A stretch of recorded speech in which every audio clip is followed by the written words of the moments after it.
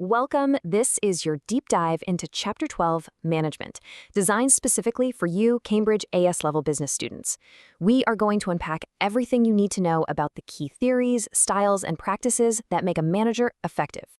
So here's our game plan. We'll start by figuring out what a manager actually does.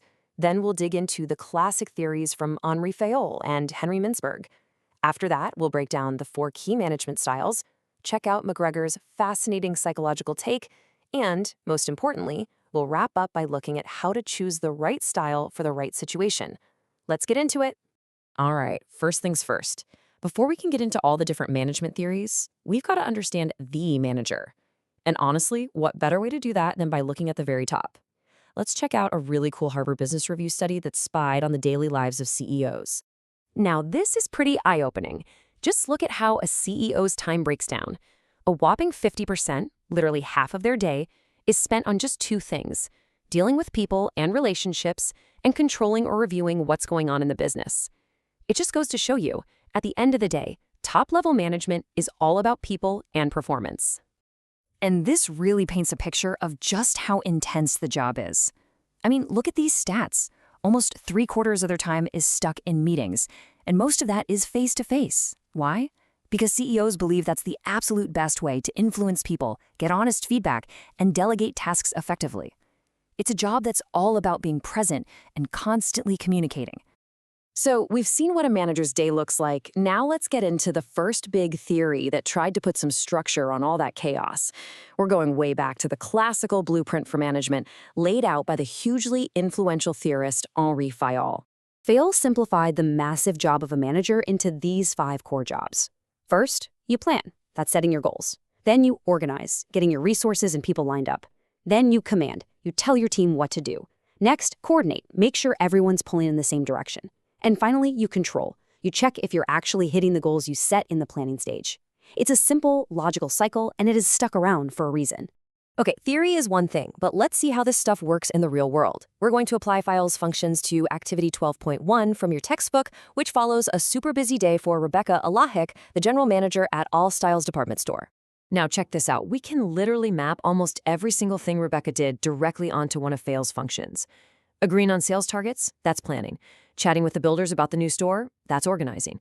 Explaining the pricing strategy is commanding. Sorting out that fight between departments is coordinating, and reviewing that division's poor performance, that is a textbook example of controlling. It just proves that even though this theory is over a century old, it is still a super relevant way to understand what a manager does. But, is Fayol's model the complete picture? Not everyone thinks so. Let's jump forward to the 1970s and look at Henry Mintzberg.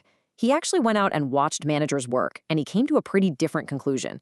He said Fayol's neat little functions didn't really capture the frantic, messy reality of the job. Mintzberg didn't pull any punches. He basically said Fayol's list describes the goals of management, but not what managers actually do all day, minute by minute. He saw the job as less of a structured process and more like constantly juggling a bunch of different roles. So this is what he came up with: 10 distinct roles sorted into 3 main buckets. You've got the interpersonal roles, which are all about how managers deal with people. Then there are the informational roles, which cover how they gather and share information. And finally, the decisional roles, which is all about making choices. As you can see, it's a way more detailed and dynamic way of looking at things than Fayol's 5 functions. Now for the really cool part. Let's look at Rebecca's day again, but this time through Mintzberg's glasses. Giving out awards? That makes her a leader. Explaining the promo strategy? She's being a spokesperson. Dealing with that underperforming department? That's a classic disturbance handler role. And sorting out that argument? She's being a negotiator. It just gives you a totally different, more action-packed perspective on her day. A huge tip for your exams: being able to analyze a case using both theories and then compare them, that's how you get the top marks. All right, so we've got Fayol's functions and Mintzberg's roles. We know what a manager does. Now let's talk about how they do it. This is where we get to the manager's control panel, the different styles they can use to lead. First up, we have the autocratic style. Just think of a drill sergeant. The boss makes all the calls, communication is strictly top-down, and they watch you like a hawk. Now, this style can be absolutely necessary in a crisis when you need fast decisions, or in places like the military where a clear chain of command is everything. The complete opposite is the democratic style. Here, the manager wants to hear from the team. They encourage discussion, they want participation, and communication flows both ways. This can lead to some brilliant ideas and really boost motivation because everyone feels heard. The biggest downside, it can take a lot longer to make a decision. Then there's this interesting one, paternalistic. The manager here is kind of like a parent figure. They listen, they care about their team's well-being, but when it comes down to it, they believe they know what's best and make the final call themselves. So you get a say, but you don't really get a vote. And finally, we have the most hands-off style of all, laissez-faire. It literally means let them do it. The manager basically sets a broad objective and then steps away, trusting the team to figure out the details. This can work wonders with a team of experts like scientists or designers, but if the team isn't skilled or motivated, it can just lead to total chaos.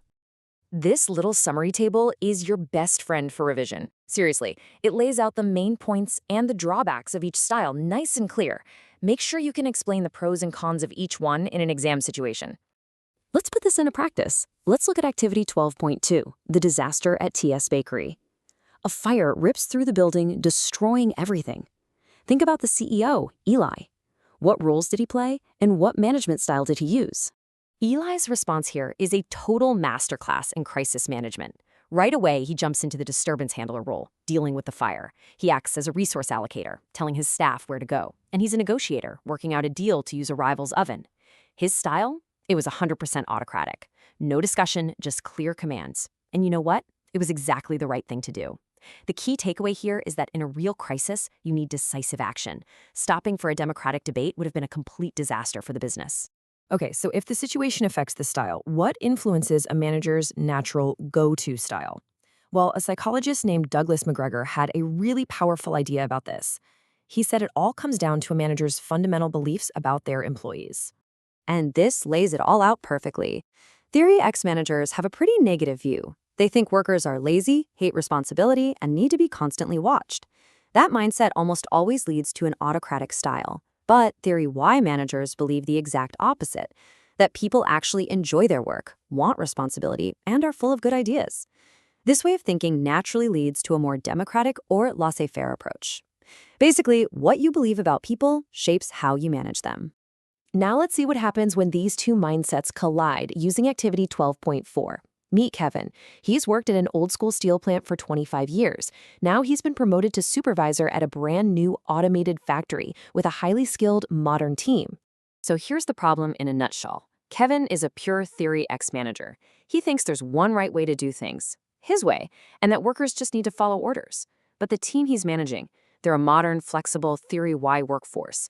They're used to thinking for themselves and solving problems on the fly. Kevin's old-school, autocratic style is a total mismatch for this team, and it's just killing their motivation. It's a perfect case of using the wrong tool for the job. And this brings us to what is probably the single most important lesson in this entire chapter, and something you absolutely have to show you understand in your exam answers. There is no such thing as a single best management style. The best managers are chameleons. It's all about the context. So the right style depends on a bunch of different factors. You've got to think about your team. Are they experienced experts or trainees? You have to look at the clock. Do you have weeks to decide or just minutes? The task itself matters. Is it a simple routine job or a complex creative project? And finally, the manager's own personality and the company's culture are a big part of the equation. Great managers don't just have one style. They have a whole toolkit, and they know which tool to use for which job. And that's our whirlwind tour of management. As you go back over your notes, I want to leave you with one final question to chew on, because it really gets to the core of leadership. If McGregor is right, and a manager's style comes from their deepest beliefs, can a Theory X manager ever really learn to lead like a Theory Y manager? Or are we all kind of hardwired to lead in a certain way? Think about it. Thanks for tuning in.